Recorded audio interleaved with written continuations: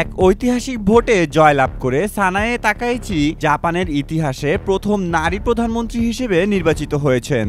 ৬৪ বছর বয়সী এই রক্ষণশীল নেত্রী দেশে জাপানের আয়রন লেডি নামে পরিচিত এবং তিনি যুক্তরাজ্যের প্রাক্তন প্রধানমন্ত্রী মার্গারেট থ্যাচারের গুরুমুগ্ধ।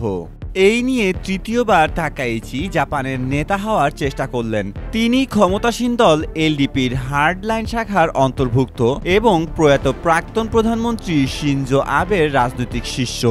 মার্কিন প্রেসিডেন্ট ডোনাল্ড ট্রাম্প একসময় তাকে মহাজ্ঞানের অত্যন্ত সম্মানিত ব্যক্তি হিসেবে প্রশংসা করেছিলেন। তার সামনে এখন বড় চ্যালেঞ্জগুলো হলো ধীরগতির অর্থনীতিকে চাঙা করা, আমেরিকা ও জাপান সম্পর্কের টানাপোড়েন সামলানো এবং বিভক্ত শাসক দলকে ঐক্যবদ্ধ করা। জাপানি মিডিয়া তাকাইচির এই ঐতিহাসিক অর্জনকে সর্বোচ্চ গুরুত্ব দিয়ে প্রচার করেছে। ধারণা করা হচ্ছে তিনি দলের ঐক্যের ছবি তুলে ধরতে মন্ত্রিসভায় তার 4 জন প্রতিপক্ষকেও স্থান দিতে পারেন।